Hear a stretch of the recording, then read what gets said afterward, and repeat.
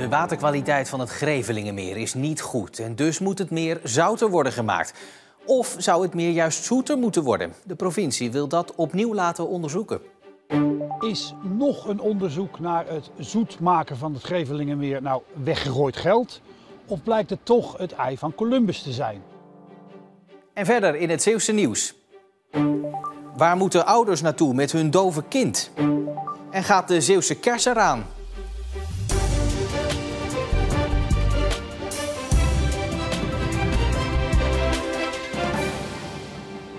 Goedenavond, het is al meerdere keren tevergeefs onderzocht. Zou het zoute Grevelingenmeer niet beter af zijn als het zoet zou worden?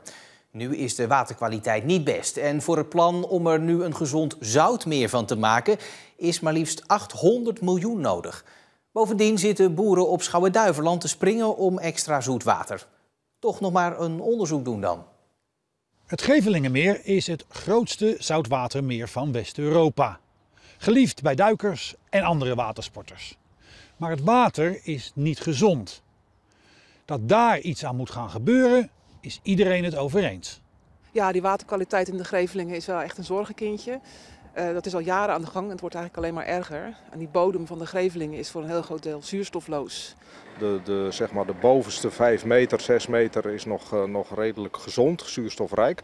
Maar daaronder is het gewoon zuurstofloos. En, het geeft toch wel problemen. Al sinds de zeearm de Grevelingen door de Deltawerken werd afgesloten en het Grevelingenmeer ontstond, wordt er over het zoet maken van het meer gesproken. Tot nu toe wordt het zoute water van het meer maar mondjesmaat ververst. En dat levert vooral in de zomer problemen op. Zoals je een emmer planten 10 weken lang in de zon hebt gezet. En dat staat er gewoon lekker te broeien. En dat zijn allemaal dode algen. En dat stinkt gewoon helemaal. En dat is echt een oppervlakte van kilometers. De krabben die kruipen soms uit het water, bovenop de stenen, omdat ze te weinig zuurstof hebben. Hoewel het uitgangspunt nu is om meer zoutwater de Grevelingen in te laten stromen, zijn de kosten daarvoor astronomisch. Er is een onderzoek geweest dat er een grotere getijdenslag moet zijn. En dat moet dan minimaal 40 centimeter vergroot worden. Nou, en om dat te realiseren, dat kost ontzettend veel geld. Dat gaat 860 miljoen euro kosten. Nu de zoetwatervoorraden wereldwijd slinken, lijkt het haast vanzelfsprekend om het water dat uit de rivieren stroomt de Grevelingen te laten vullen. Als we de kaart van Nederland bekijken, zeg maar, en dan zien we natuurlijk het IJsselmeer, wat echt wel die zoetwaterlong is voor Noord-Nederland. En je zou je zoiets ook kunnen voorstellen, ook in het zuidwesten. Maar dat is volgens Ines Vlameling niet te realiseren. Ik breng even in herinnering het Veersemeer. Daar hadden we ook zo'n soort situatie op een gegeven moment, dat er heel veel zoet water in kwam. En dat was één grote bak ellende. Dat was allemaal dode bodem, stinkend water en zo. En hebben we toen een doorlaat moeten bouwen in de Zandkreek. Ja, dat heeft voor een groot deel het probleem toen opgelost. Maar ja, dan ga je toch niet opnieuw zo'n probleem hier maken in de Grevelingen. In 2021 was de provincie zeer duidelijk als het ging om het zoet maken van de Grevelingen. Op een vraag van een statenlid luidde het antwoord: een zoet Grevelingenmeer is geen oplossing voor de interne verzilting van Schouwen-Duiveland, noch een betrouwbare zoetwaterbron voor de landbouw. Maar anno 2024 ziet gedeputeerde Arno Vaal toch heil in een onderzoek. En we willen het nou echt dus voor eens en voor altijd echt goed onderzoeken. Dat het echt is met de allernieuwste technieken en er is goed naar laten kijken. En dan pas kunnen we beslissen van wat gaan we doen. Maar nogmaals, voorop staat natuurlijk een gezond Grevelingen. Zo'n onderzoek is weggegooid geld en daar heb ik dus echt moeite mee. Er is heel veel geld nodig voor de zoetwaterproblematiek in de landbouw.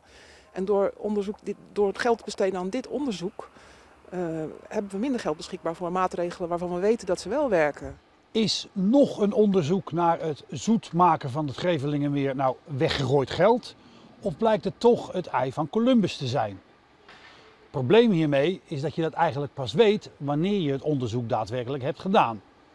Het is aan gedeputeerde Arno Vaal en de rest van gedeputeerde staten om die afweging te maken. Het complex voor arbeidsmigranten aan de rand van het Edisonpark in Vlissingen komt er toch niet. De initiatiefnemers hebben zich na jaren soebatten teruggetrokken. Er waren te veel bezwaren tegen het complex. Eerder al sneuvelde een plan voor zo'n complex bij de wijk Lammerenburg. En een derde plan voor de huisvesting van arbeidsmigranten naast sporthal Baskersburg gaat voorlopig wel door. Bij het gerechtshof in Den Bosch start morgen het hoge beroep in de zaak van Iselle van der Velde. Bijna 3,5 jaar geleden verdween de 29-jarige vrouw uit Oostburg ineens spoorloos. En na weken van onzekerheid werd Iselles lichaam in delen teruggevonden. De rechtbank in Middelburg veroordeelde Sandra H. tot 18 jaar gevangenisstraf voor de moord, maar zij vecht die veroordeling aan. Planten zaaien voor de bijen. Heel Nederland doet dat vandaag op Nationale Zaaidag. Zo ook Frank Snieder uit Zierikzee. Hij is een van de honderden particuliere voedselbanken voor bijen, waar mensen gratis een zakje zaad konden halen. Bestuivers in Nederland die hebben het moeilijk omdat er te weinig voedselvoorziening is. Wij proberen daar een bijdrage aan te leveren door zakjes met inheems bloemenzaad, biologisch inheems zaad uit te delen. In de hoop dat die bijen wat meer te eten gaan krijgen. In de zakjes zitten zaadjes goed voor 2 vierkante meter grond. Maar wat er dan gaat bloeien is een verrassing. Het is heel divers. Er komen heel veel kleuren uit de grond. Het is eigenlijk prachtig om te zien. Dus genieten voor de mens, maar ook genieten voor de insecten. En van de bij naar de Suzuki fruitvlieg. Anders dan de bij zijn we die juist liever kwijt dan rijk. Ze zijn een groot probleem voor de Zeeuwse kersentelers. Want 2 belangrijke bestrijdingsmiddelen mogen niet meer gebruikt worden. Dat verbod betekent voor ons echt wel dat we de kersen waarschijnlijk niet meer kunnen plukken dit jaar. Ja, dat is voor ons een heel groot probleem. En ik denk ook dat het einde betekent van de kersenteelt als dit besluit vast blijft. Want als de fruittelers niets doen, dan krijgt de Suzuki fruitvlieg vrij spel. Die Suzuki fruitvlieg die leggen eitjes in de kersen. En die eitjes die komen uit, die larfjes, en dat worden vliegjes. En die kers gaat daardoor rot. Dus ja, de oogst is daardoor helemaal verloren. Toch komt het verbod niet helemaal als een verrassing, want er wordt al jaren over gesproken. Het zat er al wel een klein beetje aan te komen dat het steeds moeilijker wordt om bestrijdingsmiddelen toe te passen. Alleen ja, wij hebben altijd ieder jaar toch weer hoop dat het toch weer toegelaten wordt. Omdat er geen alternatief is. Johan Elebaas kan gelukkig nog terugvallen op zijn appel- en perenbomen. Maar voor collega's die alleen kersen telen, is dat anders. Die kunnen gewoon niet meer functioneren, die kunnen gewoon geen product meer afleveren. Dus die zijn definitief klaar. De Nederlandse fruittelers zijn ook verbolgen over het feit dat de middelen in België en Duitsland wel gewoon gebruikt mogen worden. Nu heeft Zeeland nog een aparte school voor leerlingen die doof of slechthorend zijn of een taalontwikkelingsstoornis hebben. Auris in Goes is dat. Maar het aantal leerlingen loopt terug en dus gaat de school dicht. Auris denkt dat de leerlingen ook prima begeleid kunnen worden op een reguliere school, maar ouders hebben daar een hard hoofd in. Mooi weer. Ja.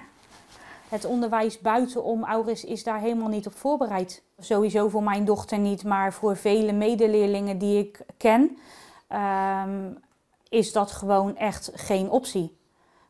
Die gaan verzuipen, die gaan overlopen worden, die gaan overvraagd worden.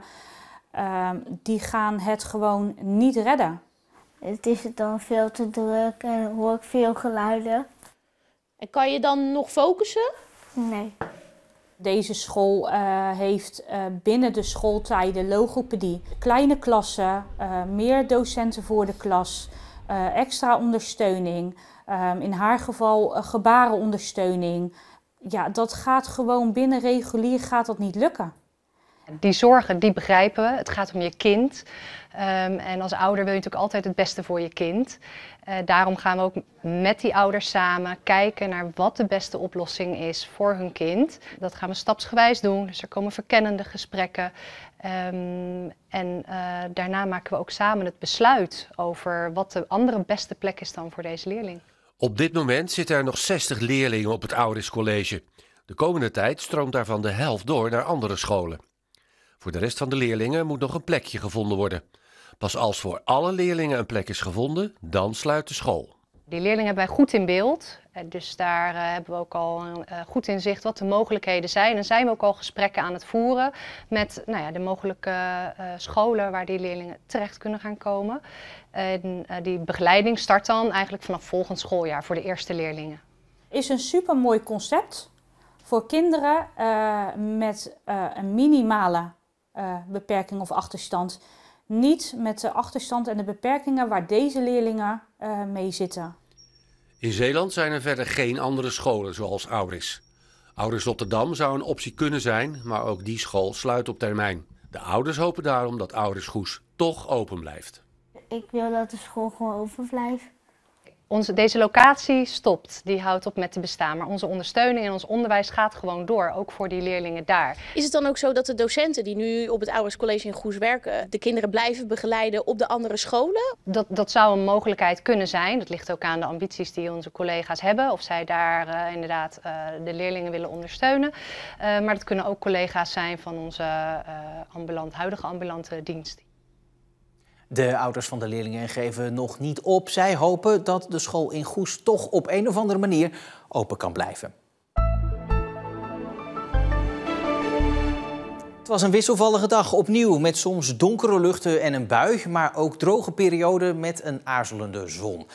Morgen dan wordt het helemaal droog en zonnig, wel een graad of 10. Dat is opnieuw veel te koud voor de tijd van het jaar. En die temperatuur blijft ook de dagen daarna precies hetzelfde. Maar dan komt de wisselvalligheid ook gewoon weer terug. Nou, tot zover. Zeeland nu voor vandaag. Het laatste nieuws natuurlijk altijd online bij ons te vinden in onze app en ook op omroepzeeland.nl. Ik wens u voor nu nog een heel fijne maandagavond.